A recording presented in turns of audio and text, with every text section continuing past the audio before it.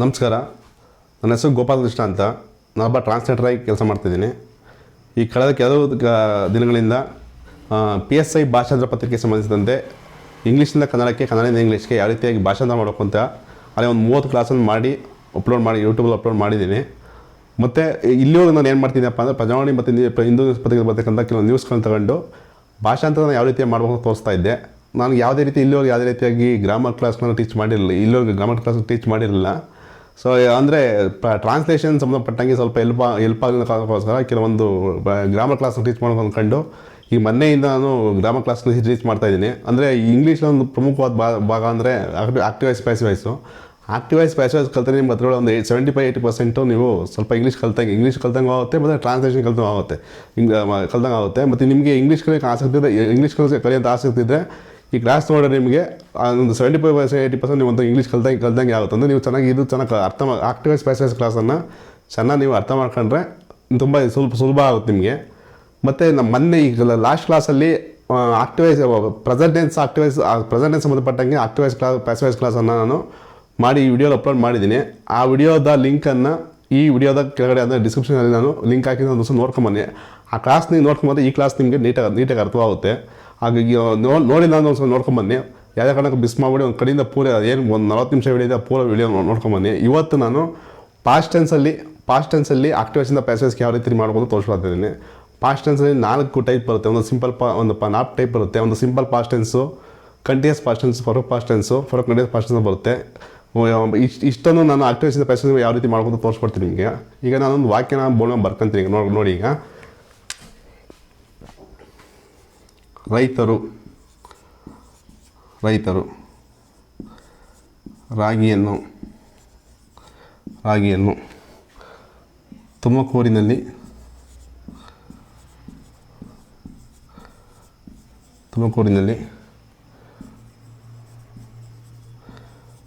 ಬೆಳೆದರು. ರೈತರು ರಾಗಿಯನ್ನು ತುಮಕೂರಿನಲ್ಲಿ ಬೆಳೆದರು ಅಂತ ಇದೆ. ಈ ವಾಕ್ಯ ಬಂದು ಸಿಂಪಲ್ ಪಾಸ್ಟ್ ಟೆನ್ಸು, ಅಂದರೆ ಸಾಮಾನ್ಯ ಭೂತಕಾಲ. ಸಿಂಪಲ್ ಪಾಸ್ಟ್ ಟೆನ್ಸ್ ಕನ್ನಡದಲ್ಲಿ ಸಾಮಾನ್ಯ ಭೂತಕಾಲ ಅಂತ ಹೇಳ್ತೀವಿ. ಸಿಂಪಲ್ ಪಾಸ್ಟ್ ಟೆನ್ಸು ಆಕ್ಟಿವ್ ವಾಯ್ಸಲ್ಲಿ ಇದೆ. ಕನ್ನಡದಲ್ಲಿ ಸಾಮಾನ್ಯ ಭೂತಕಾಲ ಕರ್ತರಿ ಪ್ರಯೋಗದಲ್ಲಿದೆ.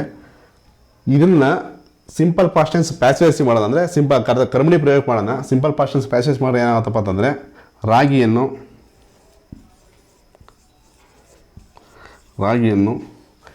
ರೈತರಿಂದ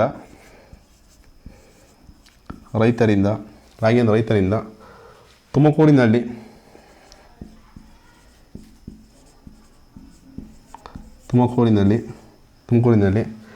ಬೆಳೆಯಲಾಯಿತು.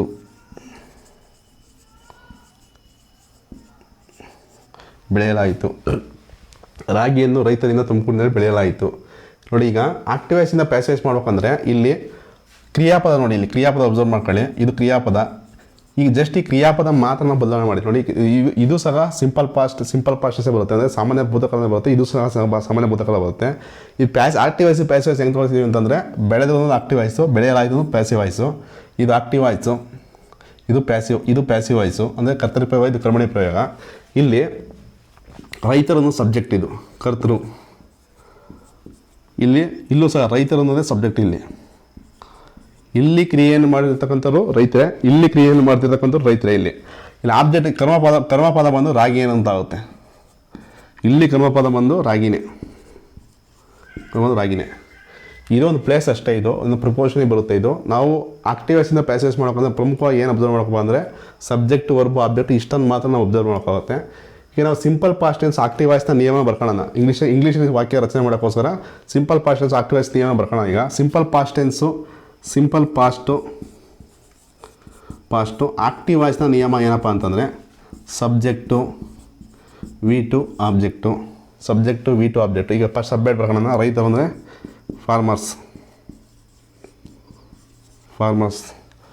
ಬೆಳೆದರು ಅಂದರೆ grew.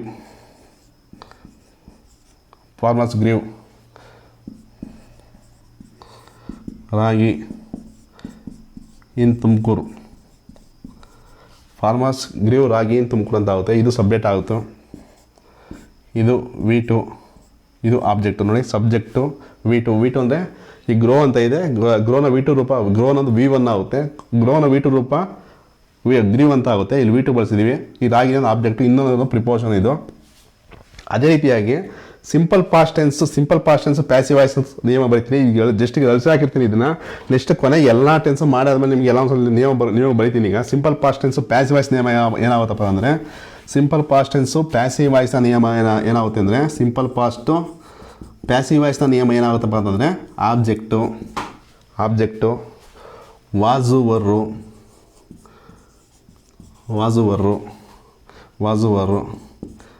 V3 by plus S ಅಂತ ಆಗುತ್ತೆ.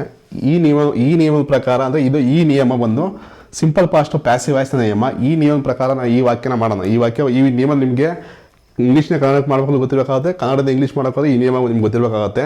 ಈಗ ಆಬ್ಜೆಕ್ಟ್ ಬಂದು ಯಾವುದಿದೆ, ರಾಗಿನ ಬರ್ಕೊಳ್ಳಿ. ರಾಗಿನ ಇಟ್ಟಿ ಬರೋದ್ರಿಂದ ಇಲ್ಲಿ ವಾಸ್ ವರ್ ಅಂತ 2 ಸಪೋರ್ಟಿಂಗ್ ಇದೆ. ಇಲ್ಲಿ ವಾಸ್ ಅನ್ನೋದು ಆಗೋದ್ರಿಂದ ಇಲ್ಲಿ ರಾಗಿ ವಾಸ್ನ ಬರಬೇಕಾಗುತ್ತೆ. ರಾಗಿ ವಾಸ್. ನೆಕ್ಸ್ಟು V3 ಅಂತ ಇದೆ. ಗ್ರೋ ಅನ್ನೋದು ಒಂದು V1 ರೂಪ, ಗ್ರೀವ್ ಅನ್ನೋದು V2 ರೂಪ. V3 ರೂಪ ಏನಾಗುತ್ತೆ, ಗ್ರೋನ್ ಅಂತ ಆಗುತ್ತೆ. ಯಾವುದೇ ಕ್ರಿಯಾಪದವನ್ನು 4 ರೂಪ ಆಗುತ್ತೆ. ಅದನ್ನ ಯಾವುದೇ ಕಾರಣಕ್ಕೂ ನಾವು ಟೆನ್ಸ್ ಅಂತ ತಿಳ್ಕೊಂಬಾರ್ದು. ಯಾವ ಕ್ರಿಯಾಪದ ರೂಪ ಇರ್ತಾವನ್ನ V1, V2, V3 ರೂಪನ ಯಾವುದೇ ಕಾಲಕ್ಕೆ ಅವನ್ನೇ ನಾವು ಟೆನ್ಸ್ ತಿಳ್ಕೊಂಬಾರ್ದು.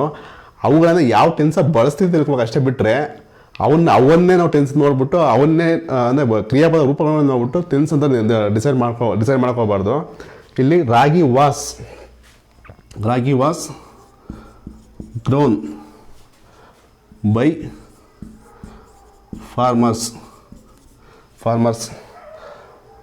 ಇನ್ ತುಮಕೂರು ಅಂತ ಆಗುತ್ತೆ. ನೋಡಿ, ಈಗ ರಾಗಿ was grown by farmers in Tumakuru ಅಂತ ಆಗುತ್ತೆ. ಈ ರೀತಿಯಾಗಿ ಭಾಷೆ ಮಾಡೋಕ್ಕಾಗುತ್ತೆ. ಆಕ್ಟಿವ್ ವಾಯ್ಸ್ನ ಪ್ಯಾಸಿವ್ ವಾಯ್ಸ್ ಮಾಡೋಂಥ ಪ್ರಮುಖ ಉದ್ದೇಶ ಏನಪ್ಪ ಅಂತಂದರೆ, ಯಾವಾಗ ಸಬ್ಜೆಕ್ಟ್ ಬರೋದಿಲ್ವ, ಅಂದರೆ ಒಂದು ವಾಕ್ಯದಲ್ಲಿ ಯಾವ ಸಬ್ಜೆಕ್ಟ್ ಬರೋದೋ ಆವಾಗ ನಾವು ಕರ್ಮನಿ ಪ್ರಯೋಗ ಬಳಸಬೇಕಾಗುತ್ತೆ. ಇಲ್ಲಿ ನಾವು ನಾವು ಆಕ್ಟಿವ್ ವಾಯ್ಸಿಂದ ಪ್ಯಾಸಿವ್ ವಾಯ್ಸ್ಗೆ ಬರೆಯೋಕೆ ಸಬ್ಜೆಕ್ಟ್ ಎರಡು ಬಳಸ್ತೀವಿ ಅಂತಂದರೆ, ಪ್ಯಾಸಿವ್ ವಾಯ್ಸ್ ಬರೆದವರು ಸಬ್ಜೆಕ್ಟ್ ಬಳಸ್ತೀವಿ ಅಂತಂದರೆ, ಈ ಸಬ್ಜೆಕ್ಟು ಅಂದರೆ ಆಕ್ಟಿವ್ ಆಗಿ ವಿತ್ ಸಬ್ಜೆಕ್ಟ್ ಬಂದಿರತಕ್ಕಂಥ ವಾಕ್ಯ ಪ್ಯಾಸಿವ್ ವಾಯ್ಸಲ್ಲಿ ಯಾವ ರೀತಿ ವಾಕ್ಯ ಬದಲಾವಣೆ ಆಗುತ್ತೆ ತೋರ್ಸೋಕ್ಕೋಸ್ಕರ ಸಬ್ಜೆಕ್ಟ್ ಬರೆದಿದ್ದೀವಿ. ಇಲ್ಲಿ ಸಬ್ಜೆಕ್ಟನ್ನು ಬಳಸಬೇಕು ಅಂತ ಉದ್ದೇಶ ಇಲ್ಲ. ಇಲ್ಲಿ ಮಾಡೋಕ್ಕೆ ತೋರ್ಸೋಕೆ ಮಾತ್ರ ನಾವು ಸಬ್ಜೆಕ್ಟನ್ನು ಬಳಸಿದ್ದೀವಿ. ಈ ಸಬ್ಜೆಕ್ಟನ್ನು ಬರೆಯೋಂಥ ಅವಶ್ಯಕ ಇಲ್ಲ. ಅಂದರೆ ಜನರಲ್ ನಾವು ಬರಿಬೇಕಂದ್ರೆ ಬರೀಲೇಬೇಕು ಅಂತ ಏನು ಇದಿರಲ್ಲ, ಅಂದರೆ ಕಂಪಲ್ಸರಿ ಇರಲ್ಲ. ನೋಡಿ, ಈಗ ರೈತರಿಂದ ಮರ್ತ್ಬಿಡಿ. ರೈತರಿಂದ ಬಿಟ್ಟು ಇಷ್ಟೊಂದು ಮಾತಾಡ್ಕೊಳ್ಳಿ. ರಾಗಿಯನ್ನು ತುಮಕೂರಿನಲ್ಲಿ ಬೆಳೆಯಲಾಯಿತು, ಇದು ಒಂದು ಮೀನಿಂಗ್ ಕೊಡುತ್ತೆ. ರೈತರಿಂದ ಬಿಟ್ಟರೆ ರಾಗಿಯನ್ನು ತುಮಕೂರಿನಲ್ಲಿ ಬೆಳೆಯಲಾಯಿತು ಅಂದರೆ ಇದು ಒಂದು ಮೀನಿಂಗ್ ಕೊಡುತ್ತೆ. ಬೇಕಾದ್ರೆ ಈ ತುಮಕೂರಿನಲ್ಲಿ ಅನ್ನೋದು ಬಿಡ್ಬೋದು ನೀವು. ರಾಗಿಯನ್ನು ಬೆಳೆಯಲಾಯಿತು ಅಂದರೆ ಇಲ್ಲಿ ಈ ಬೆಳೆಯುವಂಥ ಕ್ರಿಯೆಯನ್ನು ಯಾರು ಮಾಡಿದ್ರೆ ನಮ್ಗೆ ಗೊತ್ತಾಗಲ್ಲ. ಅಂದರೆ ಯಾರು ಮಾಡಿದ ಅವಶ್ಯಕತೆ ಇಲ್ಲ. ಹೆಂಗೆ ಅಂದರೆ ಕಳ್ಳರನ್ನು ಬಂಧಿಸಲಾಯಿತು, ಬಿಲ್ಲನ್ನು ಕಾಯ್ದೆಯನ್ನು ಮಂಡಿಸಲಾಯಿತು ಅಂತ ಈ ರೀತಿ ಹೇಳ್ತೀವಲ್ವ, ಆವಾಗ ಈ ರೀತಿ ವಾಕ್ಯಗಳನ್ನು ಮಾಡೋಕ್ಕೋಸ್ಕರ ನಾವು ಪ್ಯಾಸಿವ್ ವಾಯ್ಸ್ ನಿಯಮಗಳನ್ನು ಕಲಿಬೇಕಾಗುತ್ತೆ. ಈ ಕಾರಣಕ್ಕೋಸ್ಕರ ನಾವು ಪ್ಯಾಸಿವ್ ವಾಯ್ಸನ್ನು ಮಾಡ್ತೀವಿ. ಅಂದರೆ ವಿತೌಟ್ ಸಬ್ಜೆಕ್ಟ್ ಬರ್ತಕ್ಕಂಥ ವಾಕ್ಯಗಳನ್ನು ಮಾಡೋದಕ್ಕೋಸ್ಕರ ನಾವು ಪ್ಯಾಸಿವ್ ವಾಯ್ಸನ್ನು ಮಾಡೋಕ್ಕಾಗುತ್ತೆ. ಈ ವಾಕ್ಯ ಇಷ್ಟ ಆಯಿತು. ಈಗ ನೋಡಿ, ಈ ವಾಕ್ಯ ಇಷ್ಟ ಆಯ್ತು. ನೆಕ್ಸ್ಟ್ ಈಗ ಕಂಟಿನ್ಯೂಸ್ ಪಾಸ್ಟ್ ಟೆನ್ಸನ್ನು ಬರ್ಕೊಂಡು ನಿಮಗೆ ಕಂಟಿನ್ಯೂಸ್ ಪಾಸ್ಟ್ ಟೆನ್ಸ್ ವಾಕ್ಯಗಳನ್ನು ಯಾವ ರೀತಿಯಾಗಿ ಆಕ್ಟಿವ್ ಪ್ಯಾಸಿವ್ ವಾಯ್ಸ್ ಮಾಡ್ಕೊಂಡು ತೋರಿಸ್ತೀನಿ. ಈ ನೆಕ್ಸ್ಟ್ ನೋಡ್ಕೊಳ್ಳಿ.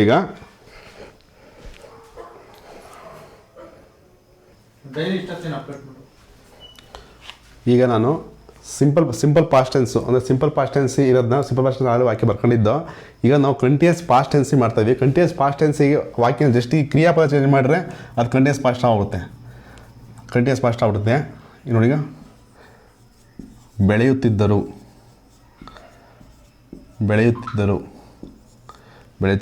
ನೆಕ್ಸ್ಟ್ ಈಗ ಬೆಳೆಯಲಾಗುತ್ತಿತ್ತು ಅಂದರೆ ಹಿಂದೆ ಕೆಲಸ ನಡೀತಾ ಇತ್ತು ಅಂತಂದರೆ ಪಾಸ್ಟ್ ಟೆನ್ಸಲ್ಲಿ ಬೆಳೆಯಲಾಗುತ್ತಿತ್ತು.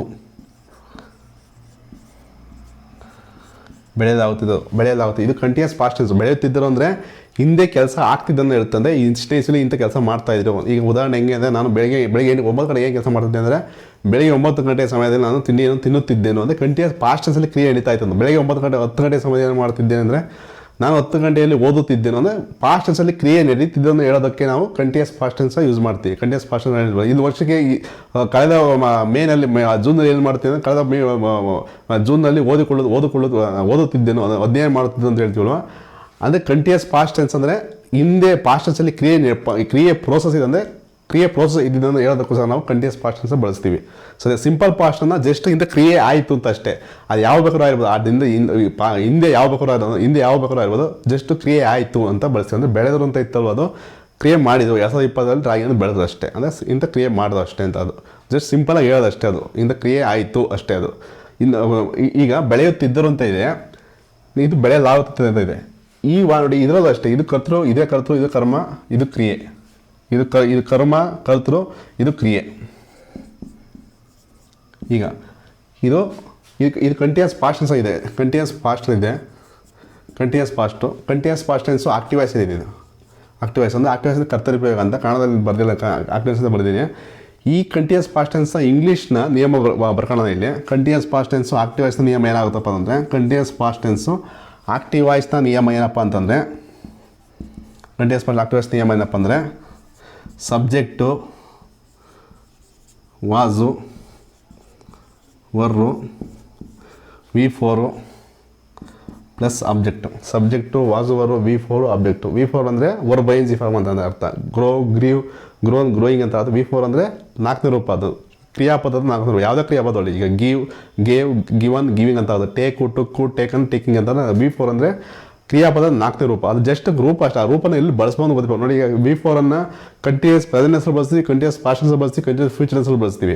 V3 ಪರ್ಫೆಕ್ಟ್ ಪ್ರೆಸೆಂಟ್ ಹೆಸರು ಬಳಸ್ತೀವಿ, ಪರ್ಫೆಕ್ಟ್ ಪಾಸ್ಟ್ ಬಳಸ್ತೀವಿ, ಪರ್ಫೆಕ್ಟ್ ಫ್ಯೂಚರ್ ಹೆಸರು ಬಳಸ್ತೀವಿ. ಪ್ಯಾಸಿವ್ ವಾಯ್ಸ್ ಎಲ್ಲ ಕಡೆನೂ ಬಳಸ್ತೀವಿ. ಪ್ಯಾಸಿವ್ ವಾಯ್ಸ್ ಎಲ್ಲ ಕಡೆನೂ V3 ಫಾರ್ಮನ್ನು ಬಳಸ್ತೀವಿ. ಯಾವುದೇ ಟೆನ್ಸ್ ಆಗಿಲ್ಲ ವೆಲ್ಯೂ ನೋಡೋದು, ಅದನ್ನು ಎಲ್ಲಿ ಬಳಸ್ಬೇಕು ನಾವು ಮಾತಾಡೋದಿರ್ಬೇಕು. ಅದನ್ನೇ ನಾವು ಕ್ರಿಯಾಪದ ರೂಪನೇ ನಾವು ಟೆನ್ಸ್ ಅಂತ ತಿಳ್ಕೊಂಬಾರ್ದು. ನೋಡಿ ಈಗ ಫಸ್ಟ್ ಈ ವಾಕ್ಯ ಬರ್ಕೋಣ. ಈಗ ರೈತರು, ಫಾರ್ಮರ್ಸ್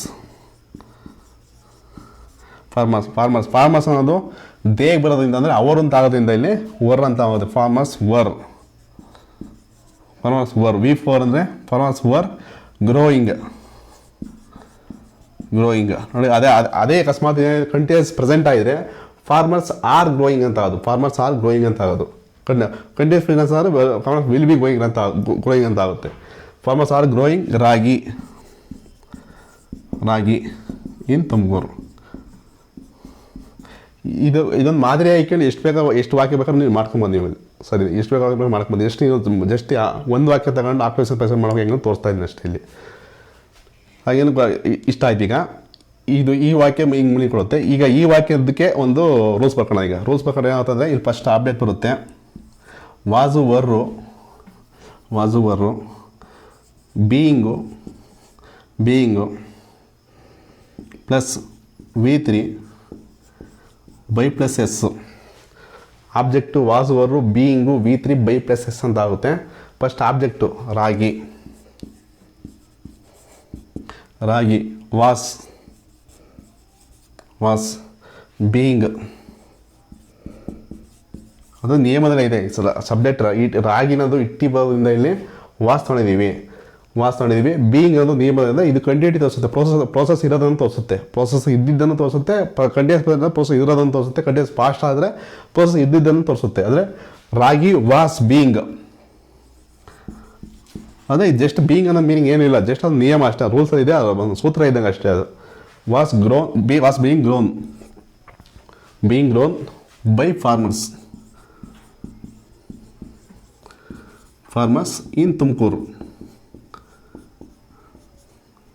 ಇಷ್ಟು ಈ ರೀತಿಯಾಗಿ ವಾಕ್ಯ ಆಗುತ್ತೆ ನೋಡಿ. ಈಗ ಪ್ಯಾಸಿವ್ ವಾಯ್ಸ್ ಮಾಡೋಂಥ ಉದ್ದೇಶ ಏನಪ್ಪ ಅಂತಂದರೆ, ವಿತೌಟ್ ಸಬ್ಜೆಕ್ಟು ಬಳಸೋಕ್ಕೋಸ್ಕರ ಮಾಡ್ತೀವಿ ನೋಡಿ. ಈಗ ಇದು ಬಿಟ್ಟು ಓದಿ. ಈಗ ರೈತರಿಂದ ಅದು ಬಿಟ್ಟು ಓದಿ, ರಾಗಿಯನ್ನು ತುಮಕೂರಿಂದ ಬೆಳೆಯಲಾಗುತ್ತಿತ್ತು.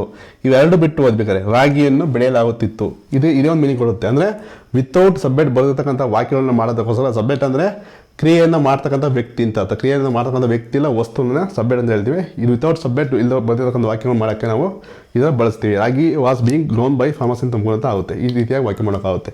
ಇದೇ ರೀತಿಯಾಗಿ ನೆಕ್ಸ್ಟ್ ಪರ್ಫೆಕ್ಟ್ ಪಾಸ್ಟ್ ಬರ್ಕೊಂಡು ನಾನು ವಾಕ್ಯನ ಮಾಡ್ತೀನಿ. ಇದು ನೋಡ್ಕೊಂಡು ಒಂದ್ಸಲಿ.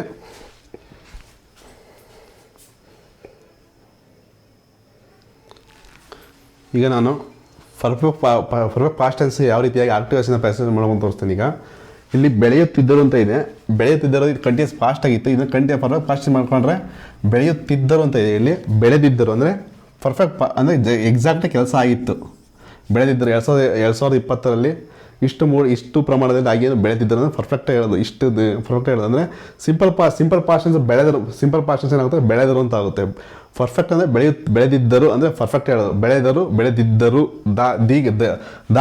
ದೀಗೆ ದಾವತ್ತು ಬರುತ್ತೆ. ಬೆಳೆದಿದ್ದರು ದಾಗೆ ದಾವತ್ತು ಬರುತ್ತೆ.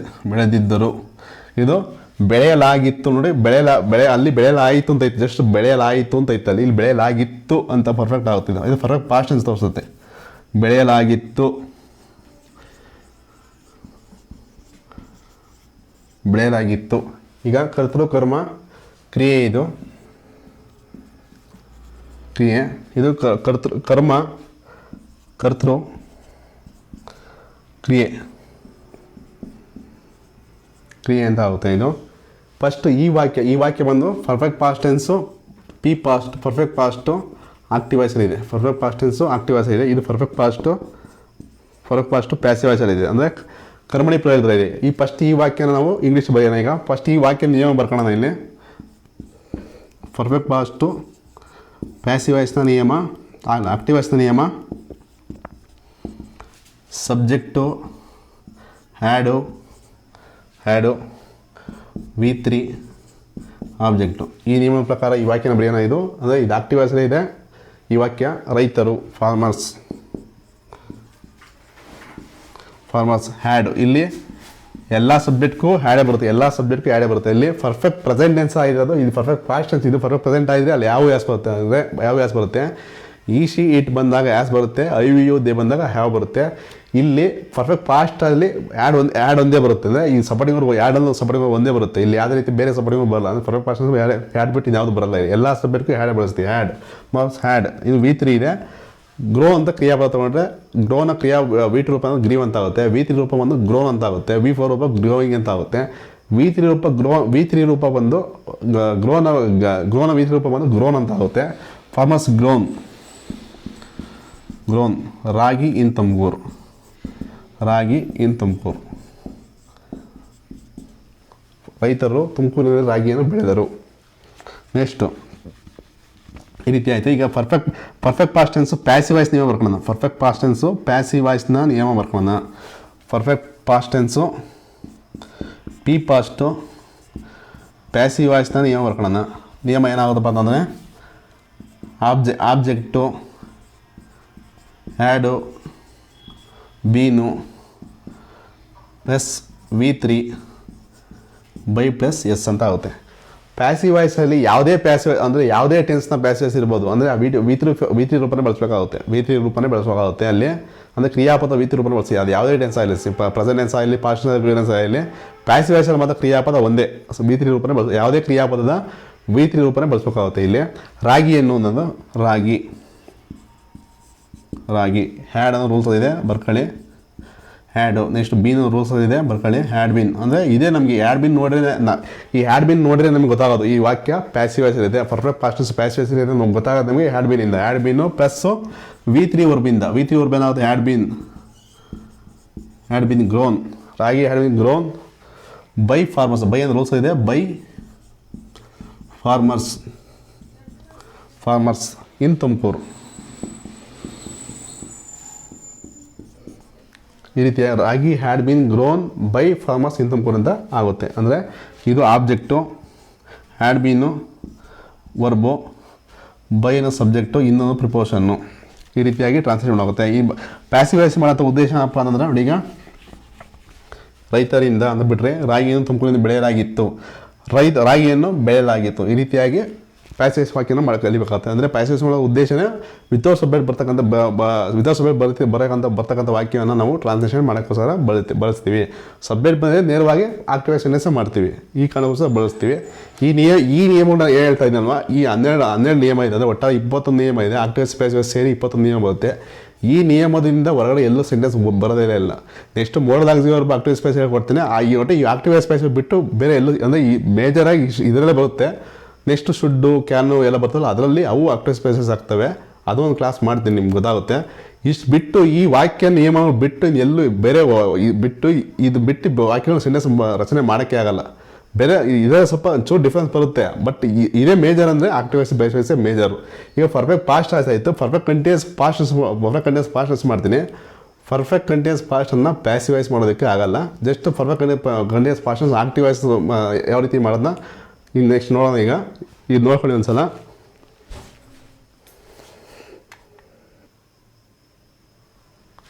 ಈಗ ನಾನು ಪರ್ಫೆಕ್ಟ್ ಕಂಟಿನ್ಯೂಸ್ ಪಾಸ್ಟ್ ಟೆನ್ಸಲ್ಲಿ ಪಿ ಸಿ ಪಾಸ್ಟ್ ಅಂದರೆ ಪರ್ಫೆಕ್ಟ್ ಕಂಟಿನ್ಯೂಸ್ ಪಾಸ್ಟ್ ಟೆನ್ಸಲ್ಲಿ perfect continuous past tense active ವಾಯ್ಸಲ್ಲಿ ಯಾವ ರೀತಿಯಾಗಿ ವಾಕ್ಯ ಮಾಡ್ಕೊಂಡು ಹೇಳ್ತೀನಿ. ಅಂದರೆ ಇದು ಪ್ಯಾಸಿವ್ ವಾಯ್ಸ್ ವಾಕ್ಯ ಆಗಲ್ಲ, ಅದು ನಿಯಮದಲ್ಲಿ ಇಲ್ಲ, ಅದು ಆಗೋದು ಇಲ್ಲ. ಅದು ಈ ನಿಯಮ ಏನಾಗುತ್ತಪ್ಪ ಅಂದರೆ subject had plus been plus V4 plus object. Next subject ಬಂದು ರೈತರು, ಫಾರ್ಮರ್ಸ್ ಇಲ್ಲಿ ಹ್ಯಾಡ್ ಬೀನು V4 ING ಅಂದರೆ ಗ್ರೋಯಿಂಗ್. ನೋಡಿ ಗ್ರೋಯಿಂಗನ್ನು ಕಂಟಿನ್ಯೂಸ್ ಪಾಸ್ಟ್ ಟೆನ್ಸಲ್ಲಿ ಬಳಸ್ತಾವೆ. ಫಾರ್ಮರ್ಸ್ ಗ್ರೋಯಿಂಗ್ ಅಂತ ಬಳಸ್ತಾವೆ, ಅದು ಕಂಟಿನ್ಯೂಸ್ ಪಾಸ್ಟ್ ಟೆನ್ಸ್. ಇಲ್ಲಿ ಜಸ್ಟ್ ಹ್ಯಾಡ್ ಬೀನ್ ಅನ್ನು ಬದಲಾವಣೆ ಮಾಡಿ ಪರ್ಫೆಕ್ಟ್ ಕಂಟಿನ್ಯೂಸ್ ಪಾಸ್ಟ್ ಟೆನ್ಸ್ಗೆ ಹ್ಯಾಡ್ ಬೀನ್ ಅನ್ನು ಬದಲಾವಣೆ ಮಾಡಿದ್ದೀವಿ. ಅಂದರೆ ಜಸ್ಟ್ ಇದೊಂದು ಸಪೋರ್ಟಿಂಗ್ ವರ್ಬ್ ಮಾರ್ಕ್ಸ್ ಇದೆ ವರ್ಬು ಮತ್ತು ಗ್ರೋಯಿಂಗ್ ಒಂದು V4 ಫಾರ್ಮನ್ನು ಕಂಟಿನ್ಯೂಸ್ ಪಾಸ್ಟ್ ಟೆನ್ಸಲ್ಲಿ ಬಳಸ್ತಾರೆ, ಪರ್ಫೆಕ್ಟ್ ಕಂಟಿನ್ಯೂಸ್ ಪಾಸ್ಟ್ ಟೆನ್ಸ್ ಬಳಸ್ತಾ ಇದೀವಿ. ಅಂದರೆ ಆಮೇಲೆ ಕಂಟಿನ್ಯೂಸ್ ಪ್ರೆಸೆಂಟ್ ಟೆನ್ಸಲ್ಲಿ ಬಳಸಿದ್ದು, ಪರ್ಫೆಕ್ಟ್ ಕಂಟಿನ್ಯೂಸ್ ಪಾಸ್ಟ್ ಪ್ರೆಸೆಂಟ್ ಟೆನ್ಸಲ್ಲಿ ಬಳಸಿದ್ದು. Farmers had been growing ragi in Tumakuru. ಅಂದರೆ ಈ ವಾಕ್ಯದ ಸಂದರ್ಭ ಏನಪ್ಪ ಅಂತಂದರೆ ಫಾರ್ ಲಾಂಗ್ ಟೈಮಿಂದ ಕೆಲಸ ಸ್ಟಾರ್ಟ್ ಮಾಡಿ 80% ಮುಗಿದು ಇನ್ನೂ ನಡೀತಾ ಇತ್ತು ಅಂತ ಹೇಳೋದಕ್ಕೋಸ್ಕರ ಇನ್ನೂ ಕ್ರಿಯೆ ನಡೀತಾ ಇತ್ತು ಅಂತ ಹೇಳ್ತಾರೆ. ಅಂದರೆ ಯಾರೋ ಉದಾಹರಣೆಗೆ ಸಂಜೆ ಹೊತ್ತು ಕೇಳ್ತಾರೆ, ಬೆಳಿಗ್ಗೆ 11 ಗಂಟೆ ಏನು ಮಾಡ್ತಾ ಇದ್ದ ಯಾರೋ ಬಗ್ಗೆ ಕೇಳ್ತಾರೆ, 11 ಗಂಟೆ ಏನು ಮಾಡ್ತಿದ್ದ ಅಂತ ಹೇಳ್ತಾರೆ. 12 ಗಂಟೆಯಲ್ಲಿ ಇನ್ನೂ ಅವ್ನು ಓದ್ತಲೇ ಇದ್ದ ಅಂತ ಹೇಳ್ತೀವಿ. ಅಂದರೆ ಓದ್ತಲೇ ಇದ್ದ ಅಂತಂದರೆ ಬೆಳಗಿಂದ ಸ್ಟಾರ್ಟ್ ಮಾಡಿ ಮಧ್ಯಾಹ್ನ 11 ಮುಕ್ಕಾಲಾದರೂ ಇನ್ನು ಓದಿದ್ದ. ಅಂದರೆ ಬೆಳಗ್ಗೆ 6 ಗಂಟೆ ಸ್ಟಾರ್ಟ್ ಮಾಡಿದ್ರೆ ಕ್ರಿಯೆಯನ್ನು ಸ್ಟಾರ್ಟ್ ಮಾಡಿದರೆ ಒಂದು 80% ಕೆಲಸ ಮುಗಿಸುತ್ತಾನೆ. ಇನ್ನೂ 12 ಗಂಟೆಗೆ ಓದ್ತಾ ಇದ್ದರೆ ಕ್ರಿಯೆಯನ್ನು ಸ್ಟಾರ್ಟ್ ಮಾಡಿ ಒಂದು 70% ಕೆಲಸ ಕ್ರಿಯೆಯನ್ನು ಮುಗಿಸಿ ಇನ್ನೂ ಮಾಡ್ತಾ ಇದ್ದ ಅನ್ನೋ ಕಾರಣಕ್ಕೋಸ್ಕರ ಆ ವಾಕ್ಯನ ಬಳಸ್ತೀವಿ. ಅಂದರೆ ಬೆಳಗಿಂದ ಏನು ಮಾಡ್ತಾ ಇದೆ ಅಂತಂದರೆ ನಾನು ಇಂಥ ಕೆಲಸವನ್ನು ಮಾಡುತ್ತಲೇ ಇದ್ದೆ ಅಂತ ಹೇಳ್ತೀವಲ್ಲ, ಅದೇ ರೀತಿಯಾಗಿ ಈ ಪರ್ಫೆಕ್ಟ್ ಕಂಟಿನ್ಯೂಸ್ ಪಾಸ್ಟ್ ಟೆನ್ಸನ್ನು ಆ ಟೈಮಲ್ಲಿ ಬಳಸ್ತಂದ್ರೆ ಆ ಸಂದರ್ಭಾನುಸಾರವಾಗಿ ಬಳಸ್ತೀವಿ ಇದನ್ನು. ಅಂದರೆ ಪರ್ಫೆಕ್ಟ್ ಕಂಟಿನ್ಯೂಸ್ ಪಾಸ್ಟ್ ಟೆನ್ಸ್ ಅಂದರೆ ಮೀನಿಂಗ್ ಇದು ಈ ಸಂದರ್ಭ ನೀವು ಈ ವಾಕ್ಯದಲ್ಲಿ ಈ ವಾಕ್ಯಗಳನ್ನು ಯಾವ ಸಂದರ್ಭದಲ್ಲಿ ಬಳಸ್ತಾರೆ ಅನ್ನೋದು ನೀವು ತಿಳ್ಕೊಬೇಕಾಗುತ್ತೆ. ಅಂದರೆ ಸ್ವಲ್ಪ ನೀವು ಇಮ್ಯಾಜಿನ್ ಮಾಡ್ಕೊಂಡ್ರೆ ಈ ವಾಕ್ಯ ಯಾವ ಟೈಮಲ್ಲಿ ಬಳಸ್ತೀನಿ ನಿಮಗೆ ಗೊತ್ತಾಗುತ್ತೆ. ಅದು ನೆಕ್ಸ್ಟ್ ವಾಕ್ಯಗಳು ಮಾಡ್ತಾ ಹೋದ್ರೆ ನಿಮ್ಗೆ ಗೊತ್ತಾಗುತ್ತೆ, ಅನುಭವ ಬರುತ್ತೆ ಮತ್ತು ಈಸಿಯಾಗಿ ಅರ್ಥವಾಗುತ್ತೆ ನಿಮಗೆ. ಈಗ ಇಷ್ಟು ಈಗ ಮಾಡಿರ್ತಕ್ಕಂಥ ಎಲ್ಲ ವಾಕ್ಯಗಳ ನಿಯಮಗಳನ್ನು ಬರಿತೀನಿ. ಅದನ್ನ ಬರೆದಾದ್ಮೇಲೆ ಅದನ್ನು ನೀವು ಒಂದು ಕಡೆ ನೋಟ್ ಡೌನ್ ಮಾಡ್ಕೊಂಡು ಯಾವ ಪ್ರೆಸೆಂಟೆನ್ಸ್ ನಿಯಮಗಳು ಬರ್ಕೊಂಡಿದ್ದೀರಾ ಆ ಪ್ರೆಸೆಂಟೆನ್ಸ್ ನಿಯಮಗಳನ್ನು ಬರ್ಕೊಂಡ ಕಡೆ ಇವನು ಅವನ್ನೆಲ್ಲಿ ಬರೆದ್ರೆ ಇವನು ಒಂದೇ ಕಡೆ ನೋಟ್ ಮಾಡ್ಕೊಂಡು ಬರ್ಕೊಳ್ಳಿ. ಅದು ನೋಡಿಲ್ಲ ಅಂತ ನೆನೆಸಿ ಹೋಗಿ ವಿಡಿಯೋ ನೋಡ್ಕೊಂಬನ್ನಿ, ಅದು ಪ್ರೆಸೆಂಟೆನ್ಸ್ ಆಕ್ಟಿವ್ ಪಾಸ್ಟ್ ಕ್ಲಾಸ್ ನೋಡ್ಕೊಂಬನ್ನಿ. ಆದಷ್ಟು ಈ ಬರೀ ನಿಯಮಗಳನ್ನ ನೋಟ್ ಡೌನ್ ಮಾಡ್ಕೊಳ್ಳಿ. ಈಗ ಇಷ್ಟು ಒಳಗಡೆ ನಿಯಮ ಬರಿತೀನಿ.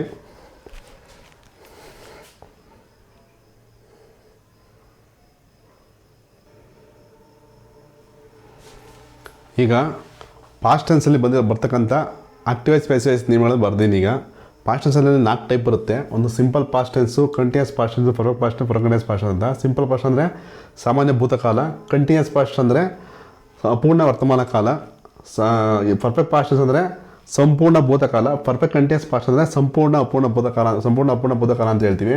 ಫಸ್ಟು ಸಿಂಪಲ್ ಪಾಸ್ಟ್ ಅಂದರೆ ಸಾಮಾನ್ಯ ಭೂತಕಾಲದಲ್ಲಿ ಫಸ್ಟು ಆಕ್ಟಿವ್ ವಾಯ್ಸ್ ನಿಯಮ, ಆಕ್ಟಿವ್ ವಾಯ್ಸು ನಿಯಮ, ಇದು ಪ್ಯಾಸಿವ್ ವಾಯ್ಸ್ ನಿಯಮ. ಇದು simple past tense active voice ನಿಯಮ, ಇದು simple past tense passive voice ನಿಯಮ. ಇದು ಎಸ್ ಅನ್ನೋ ಸಬ್ಜೆಕ್ಟು, V2 ಅಂದರೆ ಕ್ರಿಯಾಪದದ V2 ರೂಪ, ವಿ ಅಂದರೆ ವರ್ಬ್ ಅಂತ ಅರ್ಥ, ಆಬ್ಜೆಕ್ಟ್ ಅಂತ ಆಯಿತು. ಫಸ್ಟ್ ಇಲ್ಲಿ ಪ್ಯಾಸಿವ್ ವಾಯ್ಸಲ್ಲಿ ಯಾವಾಗ ಆಬ್ಜೆಕ್ಟ್ ಫಸ್ಟ್ ಬರುತ್ತೆ, ಪ್ಯಾಸಿವ್ ವಾಯ್ಸಲ್ಲಿ ಆಬ್ಜೆಕ್ಟ್ ಫಸ್ಟ್ ಬರುತ್ತೆ. ಇಲ್ಲಿ ಆಬ್ಜೆಕ್ಟ್ ಇದು ವಾಜುವರು V3 ಅಂತ ಆಗುತ್ತೆ. ಈಗ V3 ಇದು ಬೈ ಪ್ಲಸ್ ಎಸ್ ಅಂತ, ಇದು ಬೈ ಪ್ಲಸ್, ಇಲ್ಲಿ ಜಾಗ ಸಾಲಿಲ್ಲ, ಇಲ್ಲಿ ಬೈ ಪ್ಲಸ್ ಎಸ್ ಅಂತ ಇದೆ. ನೆಕ್ಸ್ಟು ಕಂಟಿನ್ಯೂಸ್ ಪಾಸ್ಟ್ ಟೆನ್ಸ್ ನೋಡಿ, ಈಗ ಸಬ್ಜೆಕ್ಟ್ ಇದೆ, ವಾಜುವರ್ ಇದೆ, ಇಲ್ಲಿ V4 ಇಲ್ಲ ಆಬ್ಜೆಕ್ಟ್, V4 ಆಬ್ಜೆಕ್ಟ್. ಇಲ್ಲಿ ನೋಡಿ ಈಗ V4 ಆಬ್ಜೆಕ್ಟ್ ಅಂತ ಆಗುತ್ತೆ. ನೋಡಿ ಇಲ್ಲೂ ವಾಜುವರ್ ಬಳಸ್ತೀವಿ, ಇಲ್ಲಿ ವ್ಯತ್ಯಾಸ ಏನಾಗತ್ತಪ್ಪ ಅಂದರೆ ಇದು ಸ್ಟಾರ್ಟಿಂಗ್ ಆಬ್ಜೆಕ್ಟ್ ಬರುತ್ತೆ, ಇಲ್ಲಿ ಸಬ್ಜೆಕ್ಟ್ ಬರುತ್ತೆ. ಬಟ್ ಅದು ನೀವು ವಾಕ್ಯದಲ್ಲಿ ನೋಡಿದ್ರೆ ಗೊತ್ತಾಗಲ್ಲ ಇಲ್ಲಿ. ಬಟ್ ನಿಮ್ಗೆ ಹೆಂಗೆ ಇದು ಆಗ್ತದೆ simple past tense passive voice ಮತ್ತು ಕಂಟಿನ್ಯೂಸ್ ಪಾಸ್ಟ್ ಟೆನ್ಸ್ ಆಕ್ಟಿವ್ ತಿಳ್ಕೊಬೇಕಪ್ಪ ಅಂದರೆ ನೋಡಿ, ಈಗ V3 ಇದೆ, ಇಲ್ಲಿ V3 ಬಳಸ್ತೀವಿ. ಇಲ್ಲಿ ಅಂದರೆ ಇಲ್ಲಿ ಗ್ರೋ ಅಂತ ಅಂದರೆ ಗ್ರೋ ಅಂತ ಬಳಸ್ತೀವಿ. ಇಲ್ಲೇ ಬಳಸ್ತೀವಿ ಗ್ರೋಯಿಂಗ್ ಅಂತ ಬಳಸ್ತೀವಿ. ಇಲ್ಲಿ ಏಜ್ ಬಳಸ್ತೀವಿ. ಇಲ್ಲಿ V4 ಅಂದರೆ V3 ಬಳಸ್ತೀವಿ. ಯಾವುದೇ ಕ್ರಿಯಾಪದ V3 ರೂಪ ಇಲ್ಲಿ ಬಳಸ್ತೀವಿ, ಇಲ್ಲ ಏಜ್ ರೂಪ ಬಳಸ್ತೀವಿ. ನಮ್ಗೆ ಅವು ಗೊತ್ತಾಗ್ಬಿಡ್ತಿದ್ವಿ ಆಕ್ಟಿವ್ ವಾಯ್ಸ್ ಇಲ್ಲ ಪ್ಯಾಸಿವ್ ವಾಯ್ಸ್ ಅಂತ ಗೊತ್ತಾಗ್ಬಿಡ್ತೀವಿ. ನೆಕ್ಸ್ಟ್ ಈಗ ಇಲ್ಲಿ ನೋಡಿ, ಇಲ್ಲೂ ವಾಜುವರ್ ಬಳಸಿದ್ವಿ. ಇಲ್ಲಿ ವಾಜುವರ್ ಬಂದು ಬೀಯಿಂಗ್ ಬಂದು V3 ಬಂದಿದೆ. ಇಲ್ಲಿ ವಾಜುವರ್ ಬಂದು ಬೀಯಿಂಗ್ ಬಂದು V3 ಬಂದಿದೆ. ಇಲ್ಲಿ ಇದಕ್ಕೂ ನಮಗೇನು ಕನ್ಫ್ಯೂಷನ್ ಆಗಲ್ಲ. ಇದು ಸಹ passive continuous past tense passive voice ಇದೆ. ಇದು simple past tense passive voice ಇದೆ. ವಾಜುವರ್ ಸೇಮ್ ಇದೆ. ಇಲ್ಲಿ ವ್ಯತ್ಯಾಸ ಬೀಯಿಂಗ್ ಬಂದಿದೆ ಮತ್ತು V3 ಬಂದಿದೆ. ಇಲ್ಲಿ ನಮಗೆ ಇಲ್ಲಿ ಕನ್ಫ್ಯೂಸ್ ಆಗಲ್ಲ. ಈ ಡಿಫ್ರೆನ್ಸ್ ನೋಡಿ ನಿಮ್ಗೆ ಗೊತ್ತಾಗುತ್ತೆ. ಇಲ್ಲಿ ಡಿಫ್ರೆನ್ಸ್ ಗೊತ್ತಾಗಲ್ಲ, ಇಲ್ಲಿ ಡಿಫ್ರೆನ್ಸ್ ನೋಡಿ ಗೊತ್ತಾಗುತ್ತೆ. ಅಂದರೆ ವಾಕ್ಯನ ಗುರುತು ಮಾಡ್ಬೇಕಂದ್ರೆ ನಿಮಗೆ ಡಿಫ್ರೆನ್ಸ್ ಗೊತ್ತಾಗುತ್ತೆ. ನೆಕ್ಸ್ಟು ಸಬ್ಜೆಕ್ಟು, ಇದು ಪರ್ಫೆಕ್ಟ್ ಪಾಸ್ಟ್ ಅಂದರೆ ಸಂಪೂರ್ಣ ಭೂತಕಾಲ. ಇದು ಸಬ್ಜೆಕ್ಟ್ ಅಂದರೆ S subject, had supporting verb, V3 object. ಇಲ್ಲಿ passive voice object had plus been V3 by plus S, had plus B3 by plus S ಅಂತ ಆಗುತ್ತೆ. ಇಲ್ಲಿ ವರ್ಬ್ 3 ಅಂತ ಅರ್ಥ ಇದು ನೋಡಿ. ಇಲ್ಲೂ ಅಷ್ಟೇ ಆ್ಯಡ್ ಬಿನು ಇಲ್ಲೂ ಬಂದಿದೆ, ಇಲ್ಲೂ ಬಂದಿದೆ. ಇಲ್ಲಿ V4 ಇಲ್ಲಿ V3 ಅಲ್ಲ, ಇಲ್ಲಿ V4 ಇದು ಸಬ್ಜೆಕ್ಟು, ಆ್ಯಡ್ ಬಿನು V4 ಆಬ್ಜೆಕ್ಟ್, ಇಲ್ಲಿ V3 ಇದು ಆಬ್ಜೆಕ್ಟು, ಆ್ಯಡ್ ಬಿನು V3 ಇಲ್ಲಿ V3 ಬಳಸ್ತೀವಿ, ಇಲ್ಲಿ V4 ಬಳಸ್ತೀವಿ. ಇಲ್ಲಿ ನಮಗೆ ಇಲ್ಲೇ ಕನ್ಫ್ಯೂಷನ್ ಅಂತ ಕನ್ಫ್ಯೂಷನ್ ಆಗಲ್ಲ. ಇಲ್ಲಿ ಈ ಕ್ರಿಯಾಪದ ನೋಡಿದ್ರೆ ಗೊತ್ತಾಗುತ್ತೆ. ಮೇನ್ ಕ್ರಿಯಾಪದ ನೋಡಿದ್ರೆ, ಮೇನ್ ವರ್ಬನ್ನು ನೋಡಿದ್ರೆ ನಮಗೆ ಗೊತ್ತಾಗ್ಬಿಡುತ್ತೆ. ಮೇನ್ ವರ್ಬನ್ನು ನೋಡಿದ್ರೆ ನಮಗೆ ಗೊತ್ತಾಗುತ್ತೆ. ಇಷ್ಟು ಇವತ್ತಿನ ಕ್ಲಾಸ್ ಇಷ್ಟು. ಆದಷ್ಟು ಪೂರ ವಿಡಿಯೋ ನೋಡಿ ಮತ್ತು ಸಬ್ಸ್ಕ್ರೈಬ್ ಆಗಿ. ಆದಷ್ಟು ನಿಮ್ಮ ಅಭಿಪ್ರಾಯ ಏನಂತ ಹೇಳಿ ಪೂರ್ತಿ ವಿಡಿಯೋ ನೋಡಿದ ಮೇಲೆ ನಿಮ್ಮ ಅಭಿಪ್ರಾಯ ಅಂತ ತಿಳಿಸಿ. ಮತ್ತು ನಿಮ್ಮ ಫ್ರೆಂಡ್ಸ್ಗೆಲ್ಲ ಆದಷ್ಟು ಶೇರ್ ಮಾಡಿ. ನೀವು ಒಬ್ಬರೇ ನೋಡ್ಕೊಂಡು ಹೋಗ್ಬೇಡಿ, ಎಲ್ಲರಿಗೂ ಯೂಸ್ ಆಗಲಿ. ಇವತ್ತಿನ ಕ್ಲಾಸ್ ಇಷ್ಟು. ಮುಂದಿನ ಕ್ಲಾಸ್ನಲ್ಲಿ ಫ್ಯೂಚರ್ ಟೆನ್ಸ್ ಬಗ್ಗೆ future tense active voice passive voice ಮಾಡ್ತೀನಿ. Future tense active voice passive voice ಮಾಡಾದಮೇಲೆ ಈ ಎಲ್ಲ ಟೆನ್ಸ್ ಮೇಲೆ ಮತ್ತೆ ನಾನು ಏನು ಮಾಡ್ತೀನಿ ಅಂದರೆ, ಈ ಎಲ್ಲ ಟೆನ್ಸ್ ಮೇಲೆ ವಾಕ್ಯಗಳು ತಗೊಂಡು ಆಕ್ಟಿವ್ ವಾಯ್ಸ್ ಪ್ಯಾಸಿವ್ ವಾಯ್ಸ್ ಯಾವ ರೀತಿ ಬದಲಾವಣೆ ಮಾಡಬೇಕು ತೋರಿಸ್ಕೊಡ್ತೀನಿ. ಆಕ್ಟಿವ್ ವಾಯ್ಸ್ ಪ್ಯಾಸಿವ್ ಯಾವ ಮಾಡಬೇಕು, ಆಕ್ಟಿವ್ ವಾಯ್ಸ್ ಆ ವಾಕ್ಯ ಯಾವ ಟೆನ್ಸಲ್ಲಿ ಇದೆ ಕಂಡುಹಿಡಿಯೋದು ನಿಮಗೆ ಪರ್ಫೆಕ್ಟ್ ಮಾಡಿಸ್ತೀನಿ. ಅವಾಗ ನಿಮಗೆ ನೀಟಾಗಿ ನಿಮ್ಗೆ ಅರ್ಥವಾಗುತ್ತಿದ್ದು. ಜಸ್ಟ್ ಈ ರೂಲ್ಸ್, ಈ ಆಕ್ಟಿವ್ ವಾಯ್ಸ್ ಪ್ಯಾಸಿವ್ ಜಸ್ಟ್ ಏನು ಅರ್ಥ ಮಾಡ್ಕೊಳ್ಳಿ. ಇವತ್ತಿನ ಕ್ಲಾಸ್ ಇಷ್ಟು. Thank you.